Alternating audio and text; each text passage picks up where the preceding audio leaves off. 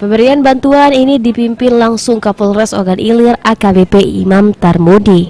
Sedikitnya 400 titik bagi warga yang terdampak COVID-19 di Kabupaten Ogan Ilir dibantu sembako dari Polres Ogan Ilir. Kapolres Ogan Ilir AKBP Imam Tarmudi mengatakan akibat pandemi COVID-19 ini sejumlah warga harus melakukan himbauan dari maklumat Kapolri dan pemerintah. Untuk itu atas perintah Kapolri, Kapolda hingga Kapolres, maka dilakukan gerakan sosial berbagi bagi warga yang terdampak pandemi COVID-19. Sebagian warga yang terdampak pandemi COVID-19 ini bahkan ada yang kehilangan pekerjaannya dikarenakan PHK. Imam mengatakan bantuan ini diberikan ke 400 titik di beberapa kecamatan di wilayah hukum Polres Ogan Ilir. Bantuan sembako ini merupakan wujud kepedulian Polri kepada masyarakat yang saat ini sama-sama merasakan mewabahnya pandemi COVID-19.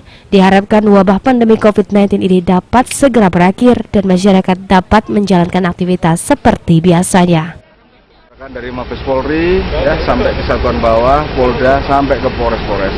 Kami pun dari Polres selaku Kasat Gasres ini di gugus tugas Nusa ini ya, kita juga bantu juga masing-masing polsek untuk membantu meringankan beban masyarakat melalui kegiatan bakti sosial. Ya.